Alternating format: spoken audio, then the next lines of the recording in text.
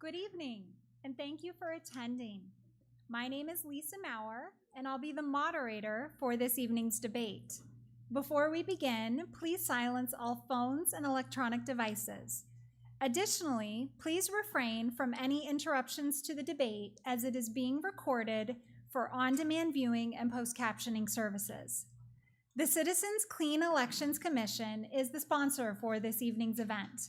The Clean Elections Act is a campaign finance reform and public education measure initiated by Arizona citizens and passed by voters in 1998. The system provides clean funding for qualified participating candidates who agreed to abide by the Clean Elections Act and rules. These include contribution and spending limits, forgoing special interest money, and participating in commission debates like this one. Now, we encourage audience questions, so please utilize the note card that was given to you, write a question on it, and hold it up, and a volunteer will pick that up and deliver them to me. If you need additional cards, just raise your hand. If you have a question for a specific candidate, please include the candidate's name on the card. It will be considered during the second half of the debate. Now, when those questions come in, we do screen those for clarity, and we may edit them to eliminate duplications, speeches, or personal attacks on candidates. The debate this evening is scheduled for about an hour and a half, so we may not get to all audience questions, but we will do our best. Here's what the debate includes. We'll start out with 1-minute opening statements. Then the first half of the debate begins with 2 minutes for each candidate to answer the same question. After all candidates have responded to the question, the first responding candidate will be given an additional 30 seconds. We'll rotate which candidate responds first each time. Now, the second half is where those questions you submit for an individual candidate will come into play. So candidates will have 1 minute to answer and then an optional 30-second comment for others to weigh in. And then we'll end with 1-minute closing statements. And we ask that you remain polite to all of the candidates and give them a fair and uninterrupted hearing, no matter how strongly you may agree or disagree with anything being said. Tonight's participants are Randy Fleener, a Republican candidate for State Senator, District Number 9. Victoria Steele, a Democratic candidate for State Senator, District Number 9, and Clean Elections participating candidate. Randy Fries, a Democratic candidate for State Representative, District Number 9. Anna Henderson, a Republican candidate for State Representative, District Number 9. And Pamela Powers Hanley, a Democratic candidate for State Representative, District Number 9, and Clean Elections participant. The order in which the candidates will speak has been determined by alphabetical order by last name starting with the Senate for the opening comments, and will progress from that starting point. The order for the second half will be determined by reverse alphabetical order by last name starting with the House. So we'll go ahead and start with those opening remarks. Randy, you have 1 minute. Will you start the opening remarks, please? Sure, thank you very much. My name is Randy Fleener. I'm running for LD9 State Senate. I want to say thank you for all of you braving the cold, rainy, Seattle-like weather to be here tonight and your interest in what's going on in LD9. I want to thank Clean Elections for putting this together. I have lived in southern Arizona, in Tucson, and actually in LD9 my entire adult life. I'm a businessman. I work for a large Fortune 500 corporation and have responsibility for a product line within that corporation. I also have the experience of opening up a business and have experience economically with large corporations, small business. I'd like to see Tucson finally pull out of the economic situation that we still seem to be in from 2008. I'm a strong supporter of education and financial accountability for your tax dollars. Thank you very much. Thank you.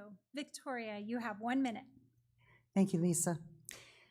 My name is Victoria Steele, and I am running to be your state senator because I have to. I can't sit back and simply watch as I see things the way they are, with women under attack, our public schools being underfunded and under attack, and our state facing a serious water crisis. I'm running on a platform of the 5 E's: education, economy, environment, equality, and eliminating gun violence. As a twice-elected state senator or state representative, I can tell you that I know I can make a difference in the lives of Arizonans. You deserve a state senator who has the experience and the courage to stand up for you and your family. I am that woman. Thank you. Thank you. Randy, you have 1 minute. Thank you, Lisa. Thank you, everyone, for coming out this evening. My name is Randy Fries. I'm running for state representative in LD9. Thank you for being an informed voter. I am a surgeon at University Medical Center, now Banner Medical Center. I take care of injured patients. I'm a teacher. I teach medical students and residents how to be a doctor, how to be a surgeon, and I am a veteran. I served in the Navy for 4 years. I strongly support public education, and I feel the state has a responsibility to appropriately fund our public schools. In fact, in our Constitution, it says we should establish and maintain a system of public education that is general and uniform. I also strongly support, as a healthcare provider, access to quality healthcare for everyone. So again, thank you for attending. Thank you. Anna, you have 1 minute. Thank you, and good evening. I appreciate everyone being here. As usual, it is engagement, education, our citizenry actually participating in the elections that makes all the difference. I see so many wonderful people every day knocking on those doors. I'm a wife, I'm a mother, I'm from a veteran family, the only native Tucsonan in this race, and that means, yes, I attended our public school system. I'm a proud graduate of Flowing Wells, and I am very proud of my education. In fact, it's taken many people to higher heights, the class that I actually graduated with. So I would like to focus on our public safety, our education, and our infrastructure. These are the important, critical things that need to be taken care of from our state, and I believe that not all of us are being represented. I will represent all of you. I will always have an open door policy, and I ask for your vote. Thank you. Pamela, you have 1 minute. Thank you, and again, welcome to everybody. My name's Pam Powers Hanley. I was elected in 2016, so I just finished my freshman term at the legislature. I grew up in northern Ohio, but I've lived in Arizona since 1981 and pretty much in LD9 that entire time. One of the reasons that I ran for office was that I grew up in a union household. My dad was a steel worker, and my mom also worked in unionized factories, and I saw the benefits that my family had with full-time wages, real pensions, healthcare insurance, paid sick days, and paid vacations. And the workers in Arizona don't have those benefits. Far too many people are living in poverty, and far too many people are working part-time jobs in the gig economy. And I think that our government should focus on the people's to-do list, which is public education, healthcare, social security and safety, and infrastructure. And those would create jobs, and those would help lift people out of poverty and help our citizens. Thank you. At this time, we will begin the portion of the debate where each candidate will have 2 minutes to respond to the same question. And we'll start out, Victoria, you will give us you'll be the first to weigh in on this.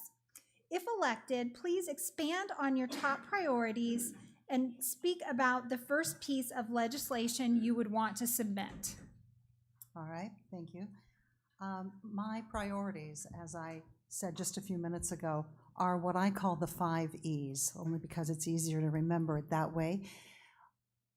They are education, economy, environment, equality, and eliminating gun violence, particularly in our schools. Those are not in a order of priority. The way I see it, those are things that are all equally important, and they are independent concepts, things that we can't do without any of them, and we must deal with all of them as we are working, as we are in the legislature. Those are the jobs of our state legislators. And so that's what I will be doing. One of the first things that I'm going to be doing is looking at dealing with our water. We have a state that is in a water crisis right now. We have dropping levels of water at Lake Mead, and now we are in, we have about less than 2 years now before we're going to face serious cutbacks on water. And last time I checked, water doesn't decide whether you're a Republican or whether you're a Democrat. We need water to survive here in the desert. And so I am going to be a part of that conversation and determining how we address our water needs. We have a governor who has held secret meetings and only invited particular participants to the water discussions. And as a result, he was not able to get anything passed on that last year. Time is running out. We are now racing to deal with this crisis before it's too late. We must deal with our water crisis. Thank you. Randy, same question, 2 minutes. Thank you again, Lisa. You know, I ran for the first time in 2014 for the State House, and I thought at that time that public education was a huge problem. And that was what drove me to run for office. And then when I ran for re-election in 2016, I felt that it was still getting to be even a bigger problem. And then this past year, it really has demonstrated that we have not solved this problem. We had teachers walking out to support their students, to let the legislature know we are not funding our schools appropriately. So that would be one of the first things that I do. I created a bill that would create a teacher retention pilot program. And basically, we have a teacher flight problem here in Arizona. Our teachers are training here. We have NAU has an excellent training school. The governor created the Teacher Academy so people can go to school and have less debt when they graduate as a teacher. And I thought to myself, we have to do something else to retain our teachers here, our experienced teachers. And I created a bill that would allow teachers that have 3 years experience to, as a public school teacher, a certified public school teacher with 3 years experience, allow them to go to the University of Arizona, NAU, or ASU for 75% tuition reduction to get an advanced degree in education. Teachers do this. This is something that they do to go up the ladder of their career. And then in order to keep even more senior teachers here, the bill would have created a second tier. And that second tier would have said if you had 10 years experience as a public school teacher, then the teacher, their spouse, and their dependents could all go to NAU, ASU, or U of A for 75% tuition reduction and get any degree they so choose, undergraduate degree or graduate degree. I felt that this was geared at retaining our teachers. Also, I would focus on funding our classrooms, looking at charter school accountability and transparency, and making sure that public monies go to fund our public schools. Thank you. Thank you. Anna, 2 minutes. Thank you. So what propelled me to run for office started with effects that were happening with my particular small business. And as I learned more, I developed relationships with people in education. And our education and economy are not something we can separate, because the funding comes driving from our businesses, and our education is what makes us good citizens. So when we talk about our businesses, the first thing I'm interested in is actually cutting regulations.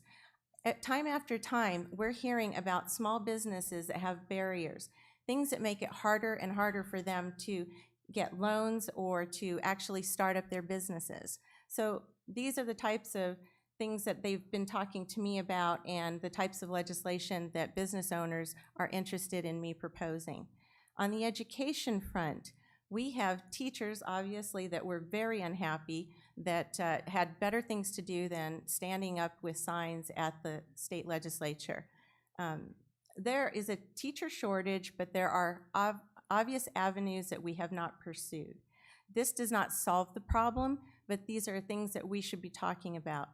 District 9 has 5 unified school districts within it, not entirely, but we have that effect with our tax dollars.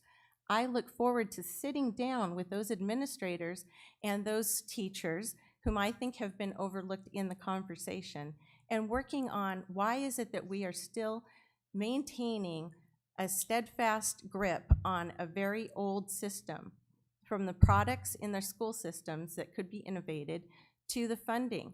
We hear about the funding and how it's complicated, but we like it. I think that we should be innovating just as we do with software types of products in our classrooms. I think our funding formula should be looked at as well. So those are the things that I will be focused on when I'm elected. Thank you. Thank you. Pam, 2 minutes. Yes, I think it was obvious from the Red for Ed movement and also from the huge support that the public gave to the Invest in Ed Citizens Initiative that the people of Arizona want sustainable funding for public education, and they don't want the shell game of moving money from one account to another to rob Peter to pay Paul, which is how the budget has been balanced in the state of Arizona for many years. And so I think that the number one thing we should do is to review the tax giveaways. We have about 330 some tax giveaways that are in our statute. That's over $13 billion that we're giving away. I'm sure you've heard that figure before. And I think that we need to take a look at those. There were a couple of different bills in the 53rd legislature that had bipartisan support to open up those tax giveaways and see which ones we can afford and which ones are working and which ones aren't working. For example, the tax exemption on food is something that benefits all of us, right? So that's a good one. That benefits the general public.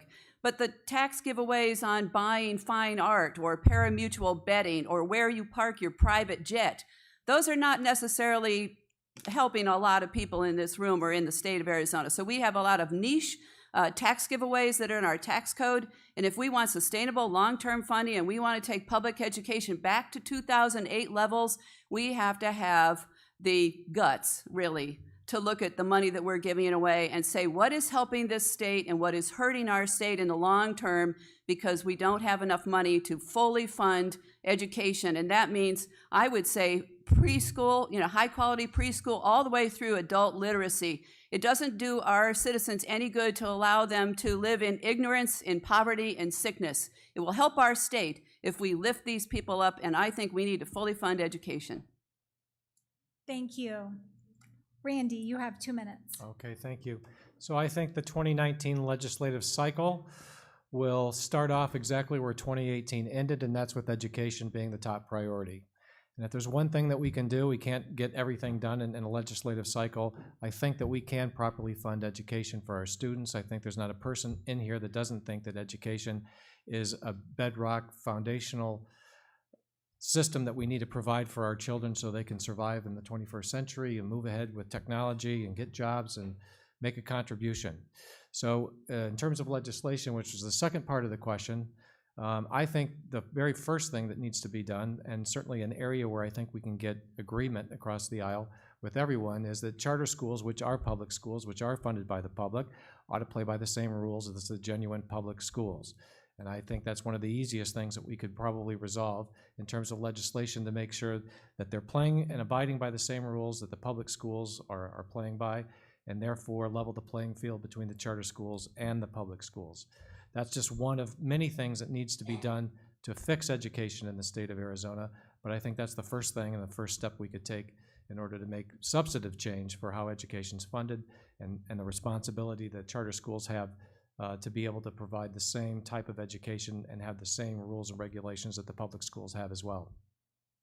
Thank you. Victoria, you have 30 seconds to wrap up this topic. All right. I agree with my opponent. I do feel that charter schools should be held accountable just as public schools are, just as the regular public school is. Particularly when it comes to having students with disabilities. They need to be able to take them. They need to be able to give them the services, the same services that they would have in a routine public school. Thank you. We'll move on to the next question. Everyone will weigh in on this. Randy, you will start. You have 2 minutes. According to Arizona food banks, nearly 1 in 6 adults and almost 1 in 4 children in Arizona struggle with food insecurity. How would you use your influence in the legislature to address this issue? Thank you, Lisa. That's a great observation. Yes, food insecurity, especially for our students, can contribute to them not succeeding in their education. So that's a a really related question to our last topic. So there is something called the Temporary Assistance for Needy Families, and that is a 5-year program that you're eligible for. Arizona, about 4 years ago, Arizona was the only state in the nation to knock it down to 1 year. We then expanded it again 2 years ago, back to 2 years. So we're one of 4 states that have that availability to 2 years when you could have it at 5.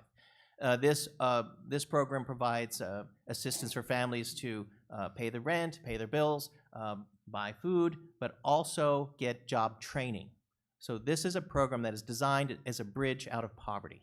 So in order to address food insecurity, I would support expanding the TANF program and making sure that we're giving people the opportunity to use that program to its fullest, to get a hand up out of poverty and make sure that while they're job training, they have a safe place to call home, they can keep their home cool in the summer and warm in the winter, and get food on the table for their family. So I would address this by making sure we're fully funding the TANF program to the 5 years of eligibility that it is designed to do. Thank you. Next up, Anna, 2 minutes. Thank you. I am not as familiar with the TANF program as Mr. Freeze, Dr. Freeze, pardon me. However, I would have to question why is it that we didn't fully take the funding if it is funded till 5 years. And I would like the opportunity to learn more about that and get the information and listen to why those arguments were posed and why that legislation was passed. So unfortunately, I don't have an answer that covers this in depth, but I will seek to get more educated because I do believe that we should have a safety net for some of our funded programs. And as far as our impoverished people, we should definitely be taking care of the basic needs so that they can be successful in our education process. Thank you. Thank you. Pam, 2 minutes. Yes, I agree with Dr. Freeze regarding the TANF, and I remember those debates in the middle of the night. At that year, 2017, the TANF expansion was only $1.2 million a year. That was the state's cost. It was a very, very small amount of money. So I agree that we should do the full 5 years of TANF. That's be in the neighborhood of $6 million, $5.5–6 million, which we spend more than that on a whole lot of other things that I don't think are necessary. The other thing that I think that we could do to help these people with food security is to go ahead and take the $56 million in child care subsidies, the federal money, that we left on the table on budget night in 2018. This was federal funds. We were the only state in the country that did not take these. And so if we can give some of these poor families, particularly the single moms, help with their child care, then this would help them a lot. They would free up money for food, obviously. We took $80 million out of child care subsidies years ago, I think in the 2011 or so, something like that. And none of that funding has been restored. And so that really, again, that hurts people because it forces them to live into poverty or not go to work because they don't have child care. It's also blown up our foster care system by taking away those subsidies. The other thing I would do is I would look at expansion of programs like Job Path, which is down here in Pima County, and it works very well at helping low-income students who are like maybe in their late 20s or early 30s, and they're just not moving ahead. That would help them get into community college and get certificates and help them improve their lives. So I would support expansion of Job Path, and I know Job Path is interested in that too. And lastly, I try to protect funding for the schools because schools have free lunch and breakfast programs. I think some of them also have family members who are allowed to come in and eat. So I think that these are ways to help people move ahead. It'll help them have a social safety net where they are right now. Thank you. Next up, Randy. Thank you. So it's a very vital question, I think, for LD9. LD9 has a wide economic diverse group. LD9 hugs the foothills. There's a lot of very, very wealthy people within LD9, and there's a fairly high poverty rate, as much as I've heard as 23% within LD9 are living below the poverty level. So it really does relate to LD9 and what we do for those that are in economic need. So certainly I would be in favor of increasing funding for programs that help those that need food, need assistance, need a shelter. But I think the way out of the cycle is through job training. So I would be a proponent of making sure that we have programs in place and funded those programs properly to provide job assistance so people can break out of the cycle of poverty and provide economic assistance for them to get education, to get training for various occupational capabilities so they can move out of their existing environment. Thank you. Victoria. So in Pima County, we have a 24% childhood poverty rate. What that means is if you've got a classroom, you've got several children who go to bed hungry, who on the weekends don't have food to eat, who wear shoes that are too small and too tight, who don't have proper clothing. You've got children and families that are struggling. I hear all kinds of things tonight, and we will continue to hear all kinds of things that we need to do to make Arizona a better place for children and for families. And then you ask the question, because it does beg the question, how do we pay for all of this? We give billions of dollars a year away in terms of tax loopholes, tax breaks, tax cuts. If we took those billions of dollars and put them into education, put them into helping our children and meeting those needs, we could feed our children and we wouldn't have that problem. One of the things that we need to do is to help the parents of those children that are living in poverty, and that is to help them get good training for good jobs. And I was in the legislature when I saw the Republicans lead the fight to cut all of the funding to our community colleges here in Pima County. Every bit of it, down to zero funding. They cut millions out of our university fundings. We need to take JTED funding to include ninth grade, and we need to really invest in our community colleges and in basic adult ed and fully fund our education, our universities. Thank you. Randy, you have 30 seconds to wrap us up. Yes, thank you. I just want to remind everyone that we do have families out there working 1 and 2 jobs and still living in poverty. So we need to create a budget that supports the job holder, not just the shareholder. Thank you. We're going to move on to our next question. Everyone will weigh in. Anna, you will start this one. An audience member would like to know, how do you plan to help the veteran community? With 560,000 veterans in Arizona, how do you plan on being an advocate for their voice? Thank you for that question. I am from a veteran family, and there are many veterans that are coming back from different scenarios with lots of skills, and they're not getting hired in our workforce. We have legislation that makes it difficult for people to hire those veterans, so I think that we need to always be addressing what's going on in the translation of their job skills so that they can be gainfully employed. These are people in our community who are of the highest integrity, have sacrificed everything. When they enlist, they actually put their rights on hold to fight for ours. This is something that we are overlooking as a benefit to our population and our workforce.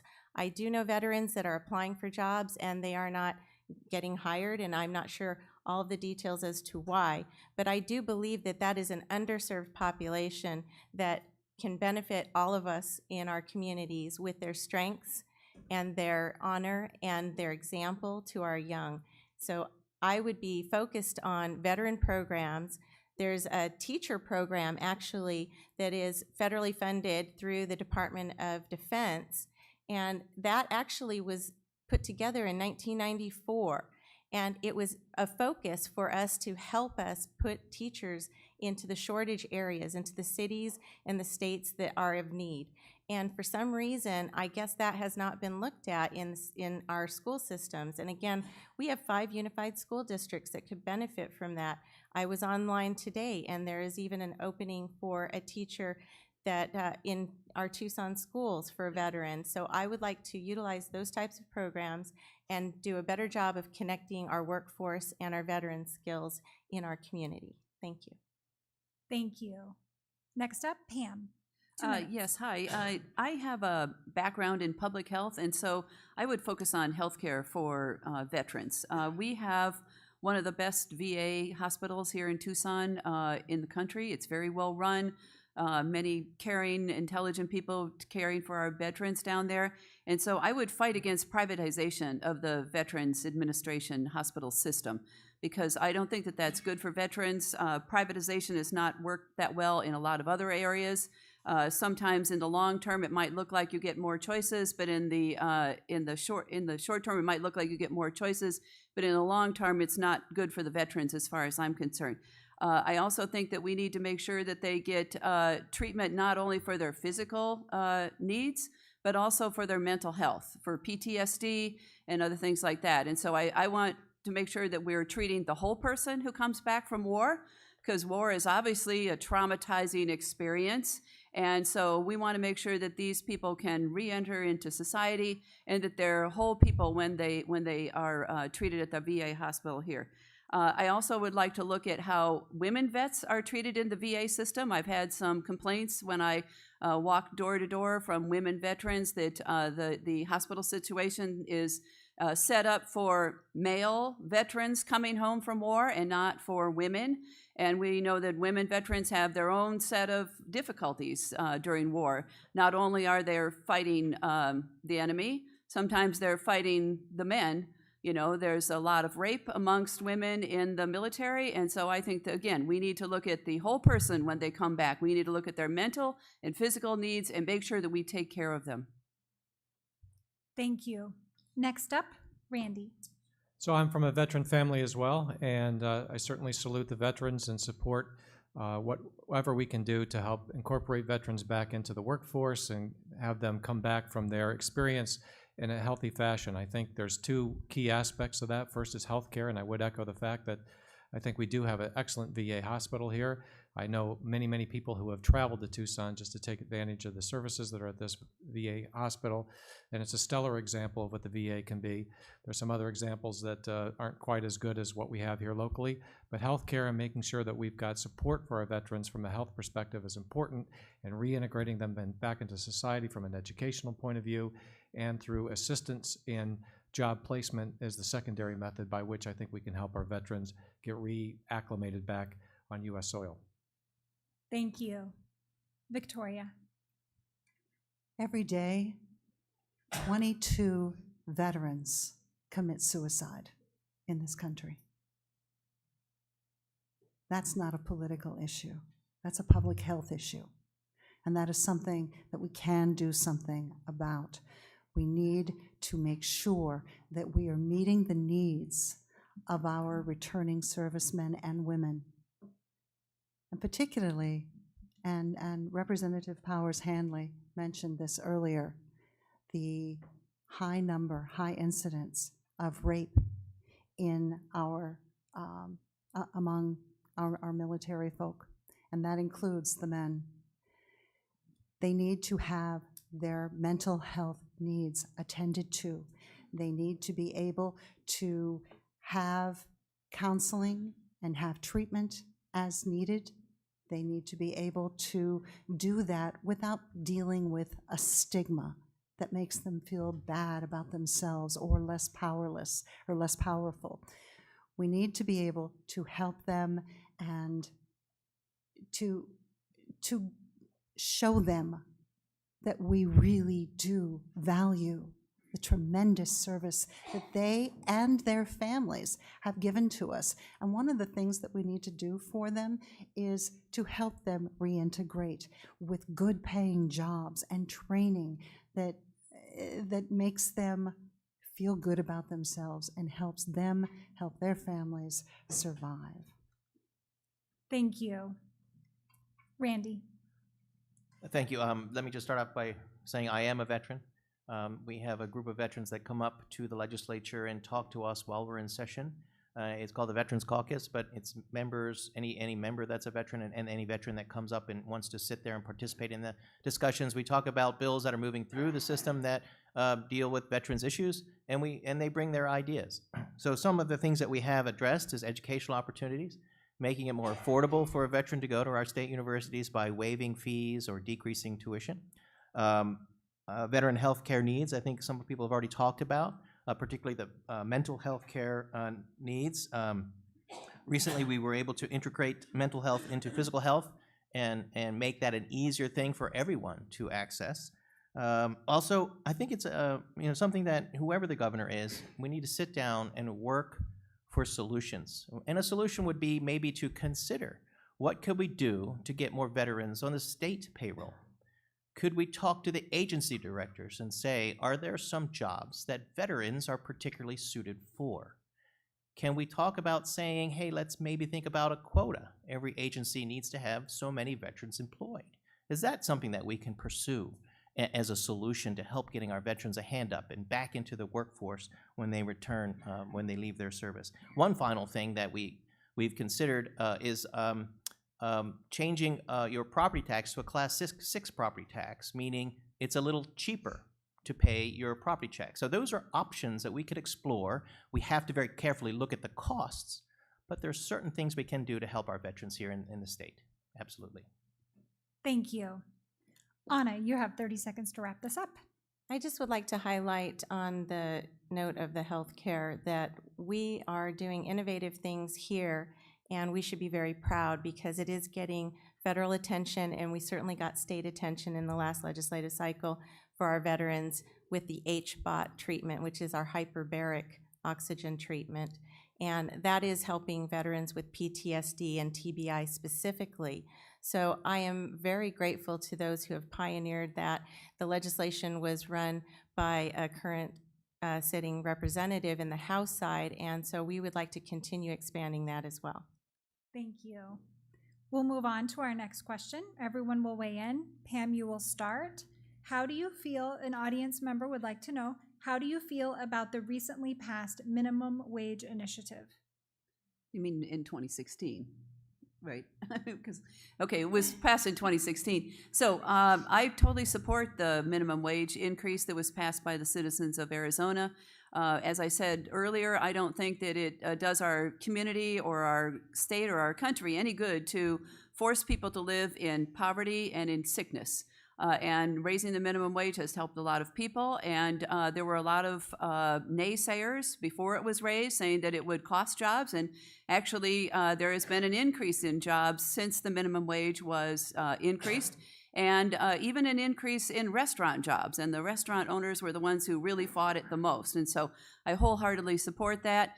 There have been studies that say in the state of Arizona, if you want to live without any public assistance and afford a moderately priced two-bedroom apartment, you need $19 an hour. So we're a long way from that, and I do support what the citizens voted for.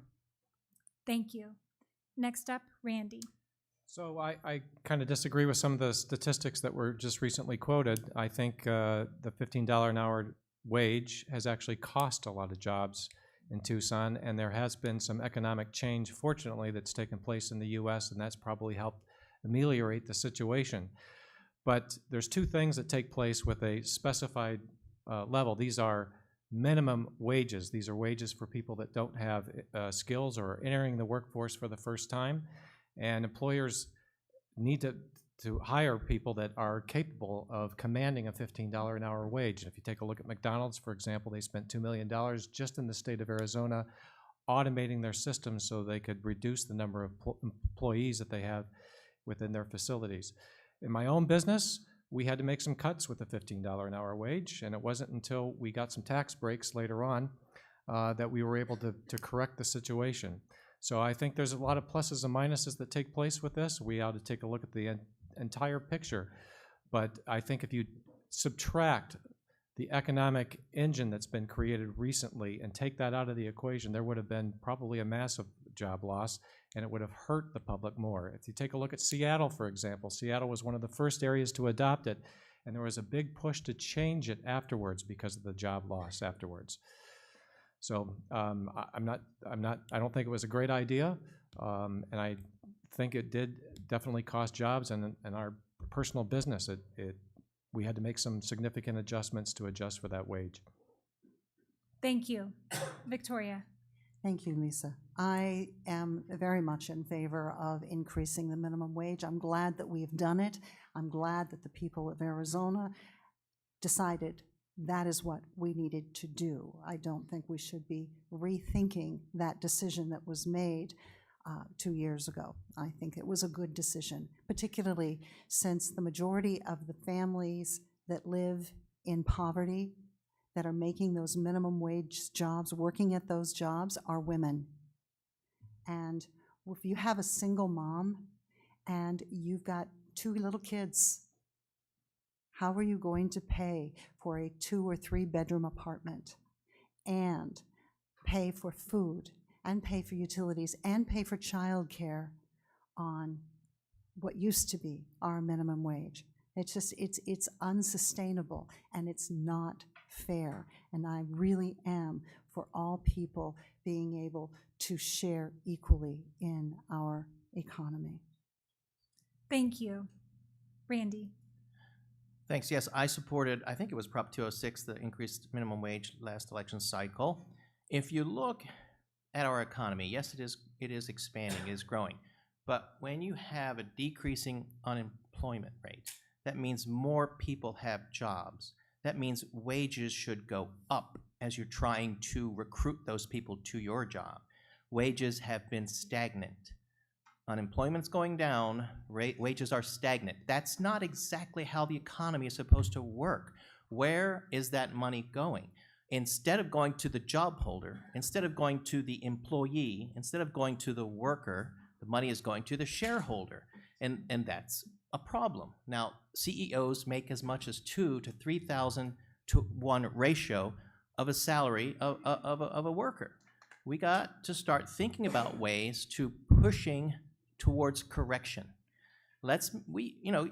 Years ago, you worked for a company for 20 or 30 years, your entire career. You were part of that family, and they rewarded you. That type of mentality in the workforce doesn't exist anymore. So we have to help the economy work the way it's supposed to work, and that means when unemployment goes down, wages should go up. And that's why I think we did the right thing in supporting an increase in the minimum wage here in Arizona. Thank you. Anna? I will disagree with the other candidates except for Randy Fleener, who is running for the Senate, which is not the House. But as a free market capitalist and a business owner, even in 2016, we discussed the same subject matter, and I was opposed to increasing the minimum wage because I think we're blurring some of the lines here. With all due respect, Mr. Freeze, we are not talking about large corporations when we're talking about minimum wage. We're talking about entry-level jobs. And entry-level jobs are not the same as corporations and stakeholders and different types of large corporations that may or may not be investing money in retooling or putting the extra money into extra jobs, a new hire, or possibly even 401ks or healthcare programs.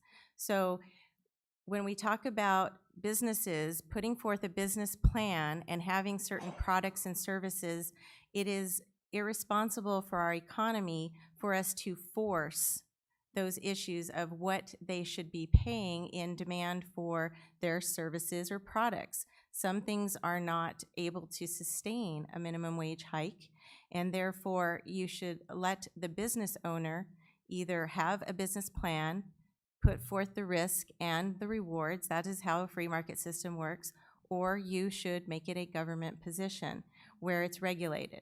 And so I will leave you with that information for minimum wage hikes. That is an artificial obscurity of the free market system, and since I am not for socialism, I am for capitalism, I will maintain that every single time we discuss forced wages on businesses. Thank you. Pam, you have 30 seconds to wrap us up. Yes, I'd like to say that when businesses pay a non-living wage, like for example Walmart, then a large percentage of their employees are living on government assistance. And so that does not help us out at all. I think businesses need to pay a wage that people can actually live on. Before the minimum wage was raised in Arizona, the median wage for women in Tucson was $10.75 an hour. That's 50% of those women in Tucson made less than $10.75 an hour. So that means that we have women and children living in poverty. So businesses, we need a living wage. Thank you. At this time, we will transition to the second part of the debate where each candidate will receive a separate question with 1 minute to respond. Additionally, the other candidates will have an optional 30 seconds to address the same question. Remember that you can still submit those questions via note cards and direct them to specific candidates. The first question is for Pam. This comes from an audience member. As an elected official, how do you reconcile your no vote against teacher raises? Well, actually, in the middle of the night at about 3 o'clock in the morning with an entire audience of Red for Ed teachers and supporters, there were 6 amendments that were offered to the budget, which would have supported the teachers' demands as far as giving them an actual 20% raise rather than a shell game of a promise, which is what the Republican Party offered them.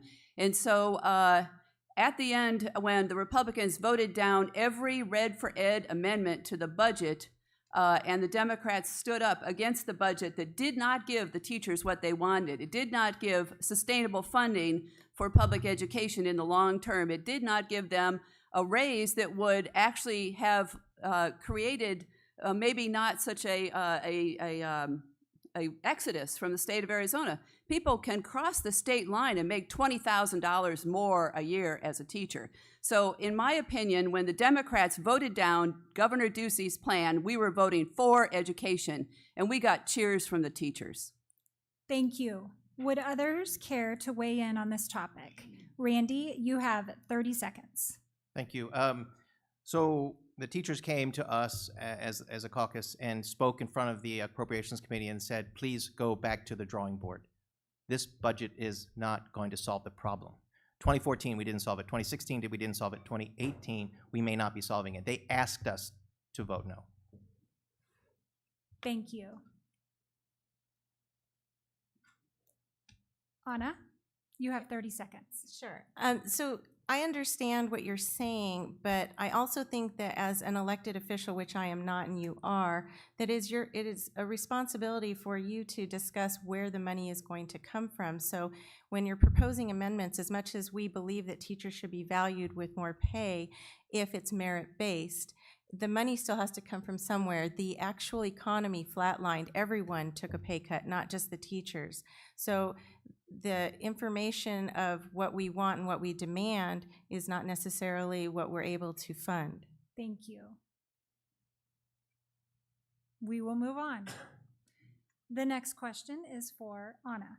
There are actually a couple of questions, and so these come from audience members that are around the same topic. One is, how do you feel about climate change and how it will or might affect water conservation in Arizona?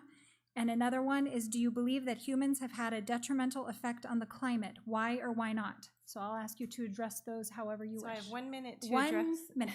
address 3 things. So yes, our climate is always changing. We have had a history of cooling and warming periods. We are currently in a warming period that affects us as far as our water tables are receding, and as far as our water needs. Thankfully, we are a great example of conservation of water in our area. And in fact, Arizona is not in an immediate crisis, but we are in a preventative situation where we are actually discussing, there is an actual caucus going on right now with all of our stakeholders, and I am very confident that they will come up with different scenarios for us to be able to mitigate. It is the contingency, I'm sorry, I'm forgetting the name of it, the contingency situation, and scientists will continue to disagree because we are discussing projections.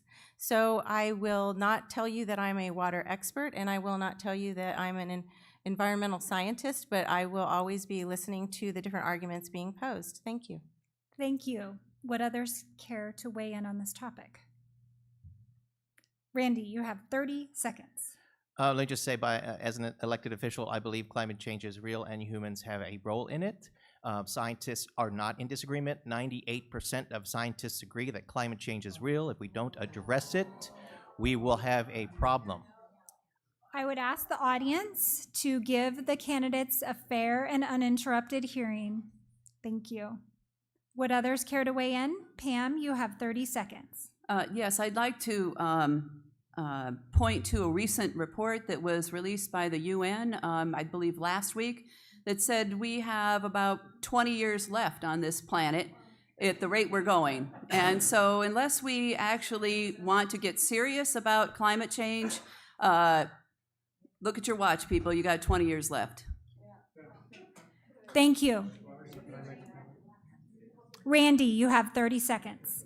So fortunately, I work with a lot of scientists and engineers, primarily scientists that have actually contributed to studies on global warming, and I get to talk to them and understand what data they're collecting and what the results are. You probably don't know this, but there were over 400 peer-reviewed articles that were written that were contrary to global warming. I'm not saying that there isn't a contribution from man in terms of pollution or global warming. I am saying that there is still a lot of information that needs to be digested. The problem with this discussion is that politics has gotten involved with it. Many of the scientists that I know that worked on the studies collected the data and wouldn't sign the bottom line because the conclusions drawn at the bottom were political and not scientific based. So we need to Thank remain you. scientific based in this discussion. Victoria, you have 30 seconds. All right. Arizona is at the bullseye of climate change. We are seeing hotter temperatures. We are seeing shrinking water supplies, wildfires, and people dying in record numbers from heat-related deaths in our own state. Climate change is real, it is human-caused, and it must be dealt with now while we still can. Solar is our life savings. I won't go any further than that because I'm out of time. Thank you. We will move on to the next question. Randy, this one is for you. An audience member would like to know, how are you going to pay for teachers and their families to attend the university at a 75% discount? Raise taxes? Question mark. Sure, that's a great question. So the program that I suggested or put together was going to be funded at $5 million at the first year, so it would have a cap, right? Not everyone would be able to access it. And then $10 million at the next 4 years to stop at 5 years so that we could study the problem of teacher flight. Have we had an effect on the problem of teacher flight with this problem? And every year, there in the budget, we have a certain amount of money that can be spent on new programs. It's called ongoing spending. This year, we just had a financial advisory committee meeting with the economists for the state, and they're projecting that we'll have as much as $200 million ongoing to create new programs. And I would suggest that we access that money, $5 million the first year, and then $10 million the next 4 years, and then study the problem scientifically and see, are we addressing teacher flight? Thank you. Would others care to weigh in?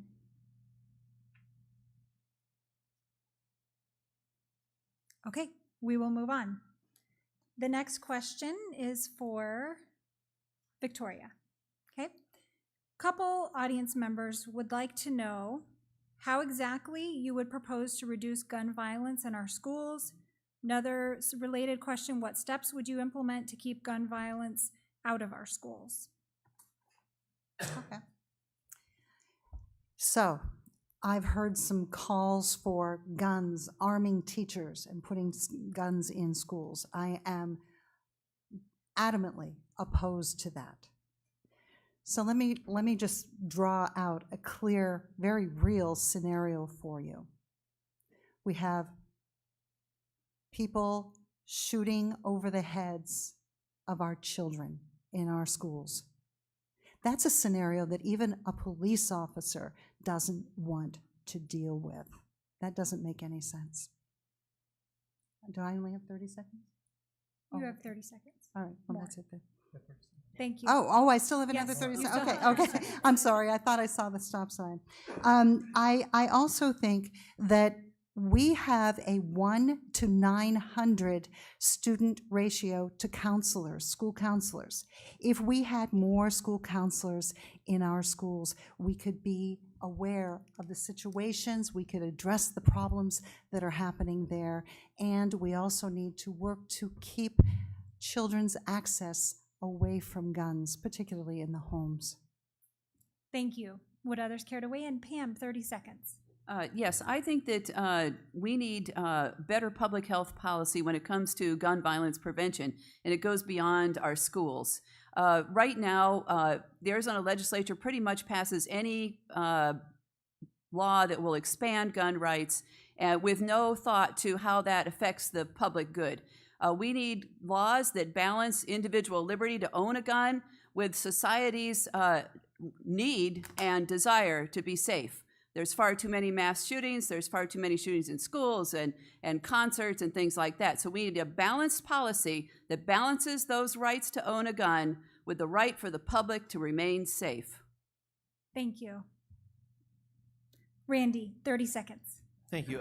Quite simply, a system of comprehensive background checks will keep our citizens and students safer. Background checks for every gun purchase. It will prevent prohibited possessors from easily accessing weapons, and it will keep a law-abiding citizen from unwittingly selling a weapon to someone who means to do harm with it. Thank you. Anna, 30 seconds.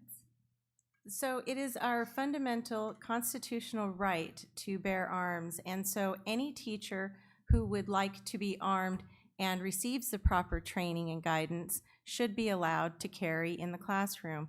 And I understand the danger that Victoria put forth, Mrs. Steele, and that is a real thing. However, with proper training and with us training our students to be working collectively, as they will be the first responders in that case, I do have confidence in those people who are in those classrooms caring for each other on a daily basis. Thank you. All right, we will move on to the next question. This one is for you, Randy. An audience member would like to know, will you protect a woman's right to access a safe, legal abortion in Arizona? And if so, how? So thanks for the question. I don't think it's an LD9 or a state issue at this time. I think the question's more directed towards what series of events, what dominoes could fall or changes could be taken at the federal level that would eventually lead to something happening at the local level in terms of a change in law for abortion, since it is protected through the Supreme Court, through Roe versus Wade. So I don't think in the next 2 years that anyone's going to make any sort of action on this. I have my own personal opinions. To me, a beating heart is life, and that's my own personal opinion, and I think I have a right to that opinion for how I personally believe, and I think it's not irrational to think that a beating heart is human life. But I don't see this issue actually coming to the state, becoming a state issue. I do support rights for women to be able to economically thrive and survive. And well, anyway, I'm out of time. I'll come back to it if there's follow-up. Would others care to weigh in? Pam, you have 30 seconds. Well, I totally disagree that it's not an LD9 issue or a state issue, because the Republicans in the state of Arizona have repeatedly passed laws that limit the rights of women to a safe and legal procedure. They have repeatedly inserted themselves in between a woman and her doctor when they want to make medical decisions. For example, in 2017, fetal resuscitation, which is a cruel process that would cost the parents a significant amount of money in the hospital, fetal resuscitation was passed by the majority party. And then this year, in the middle of the night, they voted to deny abortion or referrals to pregnant homeless women. Thank you. Would others care to weigh in? Randy, 30 seconds. Thank you. Yes, I agree with Pam, my colleague. Every year there is something that is introduced and passed and chipping away at a woman's right to make her own healthcare decisions. Frequently these lead to lawsuits that cost you, the taxpayer, money, lawsuits that are frequently found in favor of protecting a woman's right to choose. And my first year in the legislature, we passed a bill and immediately repealed it. Thank you. Okay, we're going to move on. The next question is for Pam from an audience member. You spoke of what you would do for veterans through the VA. As the VA is a federal agency, how would you, as a member of the state legislature, change things in the Tucson VA hospital? Well, I wasn't really proposing to change things in the Tucson VA hospital. I support the VA hospital. I think that they provide good care there. They're one of the best hospitals in the country. I think that we should protect the VA hospital. I don't think it should be privatized. I think that there are other things that we can do with veterans and their mental health if they are on Medicaid, for example. So there are things that we could do with veterans if they are on Medicaid. I also support a Medicaid buy-in for people who can't afford the Affordable Care Act and perhaps need more medical care than is available through the VA system. So there are a number of things that we can do to help veterans' health care. I am the ranking Democrat on the Health Committee. Thank you. Would others care to weigh in? Okay, we will move on. Next question is for Anna. This is from an audience member. I will read this. How do you feel about the confirmation of Brett Kavanaugh after all of the information on him was released? Well, I feel there was a process that I had nothing to do with. I did not participate directly or indirectly. Quite frankly, I was quite focused on listening to voters and their concerns, their ideas, and making them feel respected and welcome in the process again in District 9. So what I did here, I don't think I would be comfortable playing judge and jury over a trial I did not sit at and wasn't a trial to begin with. However, I do believe in the process, and I do believe that there were some very negligent behaviors that I did hear about from when somebody was bringing forth their concerns of such a high level and then it was tabled or not brought forth. And I think it all unraveled from there. It seemed to me as though it was a gross injustice of our due process system. But again, I was not party to every conversation and I did not sit there present, and so I feel that it's not my place to play judge and jury over someone else's situation. But I am happy he was confirmed. Thank you. Would others care to weigh in on this topic? Randy, 30 seconds. I think that this just demonstrates how broken Washington is, and we lost an opportunity for a compromise. Clearly there was a divisiveness with this particular candidate, given the circumstances, and I think we lost an opportunity to lead, to reach out the olive branch, and to show each other there's plenty of other conservative candidates out there. Let's bring another one forward. Thank you. Would others care to weigh in? All right, we will move on then. Randy, this question is for you. As an elected official, how will you protect Second Amendment rights for law-abiding citizens? I think that the Second Amendment is protected in our Constitution, not only our United States Constitution, but our Arizona State Constitution. But that doesn't mean the states don't have the right to regulate. We can regulate gun purchases requiring a background check, making sure that those who are prohibited possessors don't have easy access to weapons. Right now, you can go to a gun show and be a prohibited possessor and buy a weapon from someone who is not a federally licensed firearms dealer without a background check. You can go to someone's home and purchase a weapon without a background check. I think the simple solution and the first step in the process, this is a multifaceted problem and it requires a multifaceted solution. And the first step, I think, is to establish a system of comprehensive background checks for every firearm purchase, which does not infringe upon a law-abiding citizen's right to purchase a weapon. Thank you. Would others care to weigh in on this topic? We will move on. Victoria, the next question is for you. An audience member would like to know, what steps will you take to stop private schools from using public school funds? And there's some examples: speech services, IEPs, and hold charter schools accountable for the same services.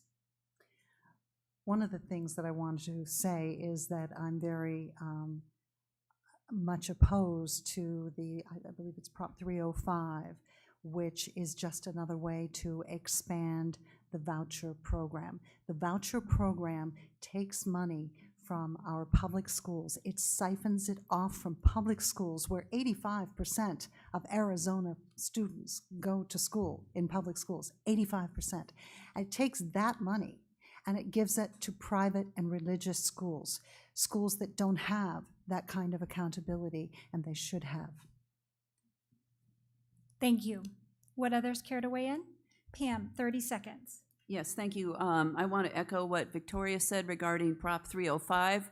This is the empowerment scholarships that was passed on a pretty much party line vote in 2017. This takes money out of public education.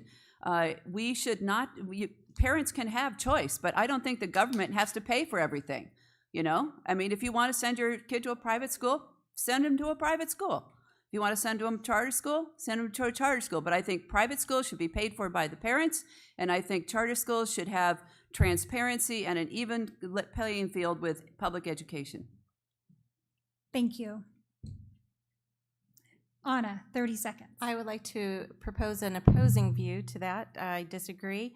I believe that as the statement was made with 85%, that tells you that means that there are a great number of people who are staying in their public schools, but we do have exceptions. And I do think that there are certain needs for flexibility within our school system. I don't think anyone is taking money from the public schools. I think that parents are voting with their feet. And I do not think that every day that a child is put in a situation where they are failing, that is in our best interest. So I do appreciate school choice and flexibility. Thank you. So- Randy, 30 seconds. Thank you. So I happen to be against 305 as well, for the same reason, that I think it will prohibit the public school's ability to be funded. I also don't see that that we're bumping up against the maximum number of students that can apply for an ESA today. It doesn't need to be expanded because we're not at that limit anyway. It's something that we can put off and discuss at a later time if we have maximized the number of students that can apply for an ESA, or parents that can apply for an ESA for their students. Thank you. 30 seconds.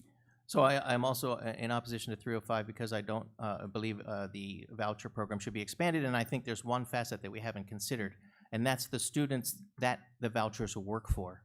There are students out there that need these vouchers. It works for them. They have educational requirements, and if we suddenly allow 1.1 million people to apply for them, those people who need them may lose their access. Thank you.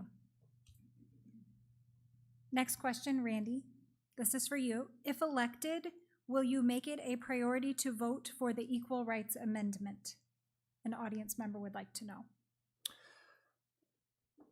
Well, thanks for the question. I just want to reiterate that I definitely believe in equal rights for women. I have seen things change, I guess, from the inception of the Equal Rights Amendment from the 70s.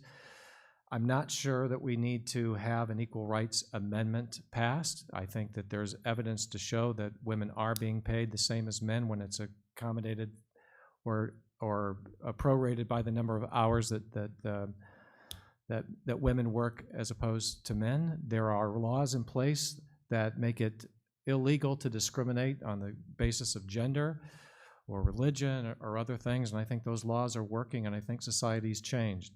I wouldn't stand in the way of the Equal Rights Amendment, but I think there's already things in place to make women, enable women to succeed and to be treated fairly and be paid the same as a man. Thank you. Victoria. Boy, it should be. It would be so nice if that was true. It's not, unfortunately. Women make 70% less, or 70% of what a white male makes. That's white women. If you're a woman of color, as I am, then you're going to make significantly less than your male counterparts doing the very same job. We must have an equal rights amendment. I believe that Arizona is going to be the 38th state, the one to push it over the edge so that we have that ERA. Thank you. Pam, 30 seconds. Yes, I think that I agree with Victoria. In the American Journal of Medicine, which is the journal that I work, it even had a study that said that women who make six-figure salaries as the heads of departments of medicine make 75% of what the male department heads do. So this is not an issue just for poor women, but we should note that most of the people living in poverty are women and their children. So I think there is something behind these statistics. Women are not paid equal pay for equal work, and it's time for Arizona to step up. Sandra Day O'Connor proposed passage of the Equal Rights Amendment in Arizona in 1972. We can get her done in 2019. Thank you.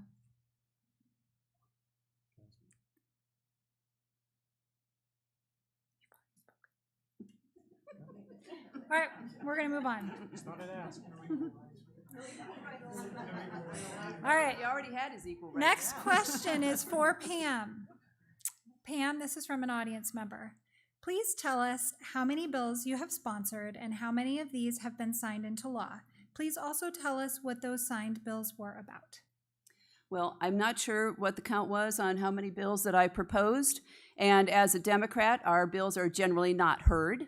So I did have a major role in the Arizona Opioid Epidemic Act. Dr. Freeze and I were on the Democratic Party team that negotiated with the governor, and the Republicans accepted many of the solid public health measures that were suggested. For example, inclusion of the Good Samaritan 911 Act, which allows people to get treatment rather than jail if they're in an overdose situation, increased money for the county health departments for Narcan kits, a non-commercial helpline, the Angel Initiative, $10 million for treatment, and so many of those were my ideas or Dr. Freeze's ideas, and so I had a big hand in the Opioid Epidemic Act. I also played a major role in dental therapy. When that went to the Sunrise Committee in November 2017, there were only two people who were going to vote for it, and that was Nancy Bartow, who is a Republican and who is somebody I don't necessarily agree with on very many things. It was Nancy Bartow and myself, and we got that done. It went through many, many negotiations and ups and downs, but it got through the legislature, and it's a good public health policy. Thank you. Would others care to weigh in on this topic? The next question is for Anna.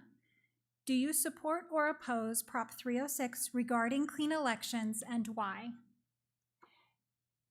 I do not support, well, actually, no, I'm sorry. You have to remind me sometimes because these things go back and forth. I apologize. I do support Prop 306 because I do not think that it is appropriate to take the government funds and use them to field other than your campaign, which is the problem at hand.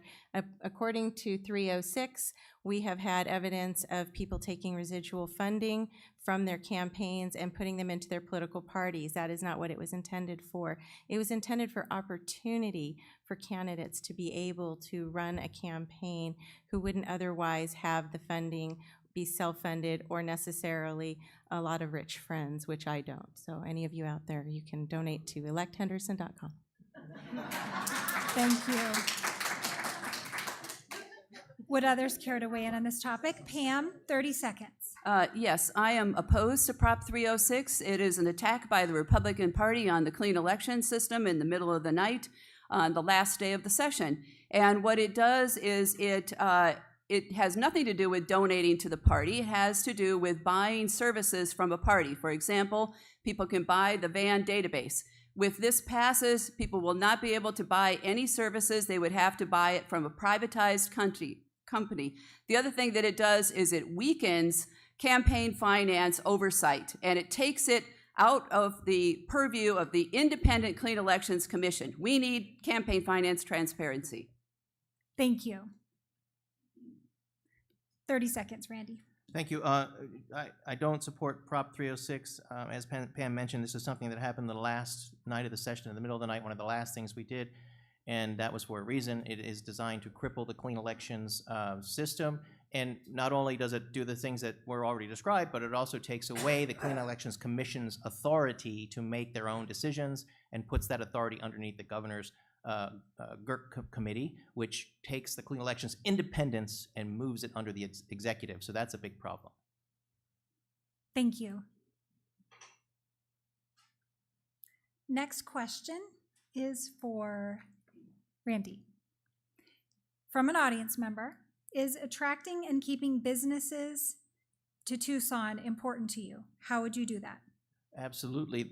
Growing our economy is very important. And I think there are several ways to go about it. And what we have been doing for the past several years to decades is looking only at several facets of the solution and ignoring others.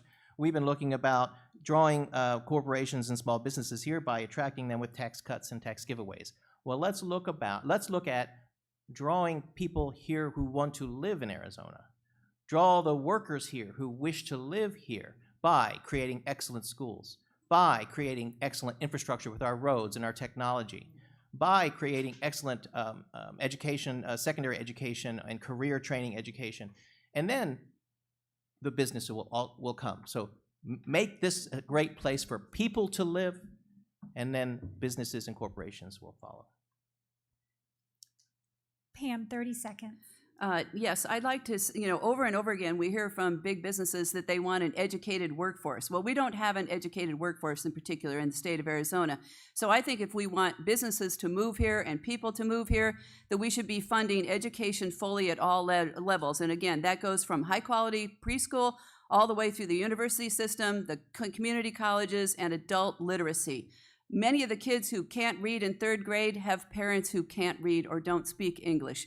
And so we need to help the people, we need to educate them, and that will give us an educated workforce, and that will be attractive to business. Thank you. Randy, 30 Well, seconds. look, I started a business here and know what the obstacle course is that you have to run through to do that. So I don't know that we can wait for the roads to be properly repaired or for education to fix itself in order for us to attract people. I have also brought people into Tucson from other states and said, hey, look, would you like to live in Southern Arizona? They read the paper, they take a look around, look at the school systems and the current state of affairs, and they decide, despite the weather and the fact that they don't have to shovel their driveway, that they don't want to live here. So I do believe that we do need incentives for businesses to come here, and when we fix the economy, a lot of things will get drug along with that as well. Thank you. Would anyone else like to weigh in on this? Anna, 30 seconds. So originally we were talking about how we're going to grow the economy, and I am a proponent for tax cuts. It's the only thing that I signed as far as a pledge that I will not raise your taxes. And I realize that there is an opposing opinion on this, but if you don't increase our businesses by giving them the room to grow and expand and reinvest, you will not have the money to fix our infrastructure, our roads, et cetera, with the exception of our local economy that is already being misused and not prioritized to those particular things. And so there would be a lot of benefit to all of us understanding where the money comes from as far as paying our teachers, and please do get involved in your local school board meetings. Thank you. Okay, this will be the last question for the evening. This is for Victoria. An audience member would like to know, you mentioned in an interview recently that you were writing legislation on water. Could you explain your position? That is incorrect. I am not. I'm not writing legislation on water. Thank you. That's not Would correct. others? care to Sorry, weigh in? All right. it's just not. On water. Okay, we will move on to our closing remarks. The first closing statement, these are 1-minute closing statements, will be given by Pam. Well, thank you all for coming, and thank you all for such interesting questions. When I ran for office in 2016, I said that I was going to be the voice of the people in the Arizona legislature. And in my opinion, that's exactly what I did. I stood up for your public health. I stood up for your rights against big insurance. I fought against cuts to workers' comp, and I fought against surprise billing reform that didn't go far enough. I supported the Red for Ed teachers, and I stood up for you. As a progressive Democrat and a clean elections candidate, I answer to you and to nobody else. Nobody has bought my vote, and I am there to serve you, and I hope that you'll vote for me. Check out my website, powersforthepeople.net. Thank you. Thank you. Anna, 1 minute. Thank you again for coming, and I'm sure you'll hear more thank yous. You know, I feel that it's so important to step forward in our community because I grew up in this community, I'm invested, and I choose to live here. I want to make sure that everyone in this room that lives in District 9 and even in Pima County knows that they are not a statistic. This is too important. When you're knocking on doors, you see, you hear, you feel. Some of it is joyous and some of it is very painful. There are a lot of people who have told me they have never met an elected or a person who's running for office, and that has got to change. You cannot represent people if you don't know them. So I again will extend to you that when I'm elected, I will have an open door policy. I will listen to everyone, pick up the phone, send me an email, and it doesn't matter what party you belong to because freedom is for everyone and your tax dollars will be collected. Thank you. Thank you. Randy, 1 minute. Thank you, everyone, for being here. I'm very grateful to have you as an informed voter. I've been very honored to be your representative for the past 4 years. It is a difficult place to work, but we do reach compromise, and we do reach across the aisle, and we do talk to each other. I respect my Republican colleagues, and they respect me. There are certain things that we disagree on, and there are certain times we won't find compromise, but our goal and our effort is always to try to find a middle ground. Frequently, that middle ground is much further to the right than I'd like it to be. But at some point, I've got to say, that's enough for me to vote yes on this bill. You've given me something. And that happens. Believe me, that happens. Not as much as it should, and it needs to happen more. But I'm hopeful that if I go back, I have the chance to continue to build those relationships and continue to work across the aisle and continue to solve problems for this district. Thank you. Thank you. Victoria. Our government is not a zero-sum, winner-take-all game. Our democracy is at stake. When Donald Trump first ran for president, he started by calling Mexican people rapists and murderers. He insulted a Gold Star family. He mocks Dr. Christine Blasey Ford, who accused Justice Kavanaugh of sexually assaulting her. He ordered little children to be ripped out of the arms of their mothers at the border and thrown into tents and detention centers. Hearing. Pardon? Keep going. I'm directing the audience to give you a fair and interrupted hearing. Thank you. So why am I talking about the president when I'm running for the state senate? Here's why. We have, excuse me? We have a bad man in the White House.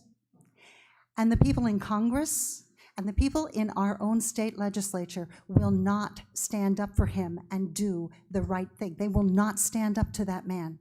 They will not do the right thing. So now it's up to us because they are selling out our democracy. We are making history right here, right now. We are the ones that will be in our children's school book. I am running for state senate because I have to represent, I have to do something that is bigger than myself. Thank you. Randy, 1 minute. Thank you. So I want to thank all of you for coming out tonight. I'm here to make a difference in LD9 and to represent you in the state senate. We have gotten used to a lot of dysfunction in southern Arizona. We have the 5th poorest economy in the United States, for example, and there's no reason for that. We can see economic change in southern Arizona, the economic change that we actually deserve. There is absolutely no reason why we have to have half the economic growth from the Great Recession that Phoenix has experienced. So if you want something done, if you want to see our economy change, if you really want to see substantive change in education, then I'm your candidate. Everyone here is from Tucson and has a black mark on them because we're not from Maricopa County to begin with. I don't have to reach across the aisle. I can fix education and improve the economy by working with fellow Republicans who control Maricopa County and the Senate. Thank you. Thank you. To our candidates, we thank you so much for participating in our forum, and to our audience members, we thank all of you who took time to come and inform yourselves before voting. We encourage you to visit www.azcleanelections.gov/voter dashboard for a customized experience to find information on the election, the candidates, the issues, and to view this debate on demand. Please fill out the debate evaluation form and return it to one of our volunteers. Your feedback is important to the commission and will help improve future debates. Thank you all for coming tonight, and you are welcome to stay and speak directly with the candidates.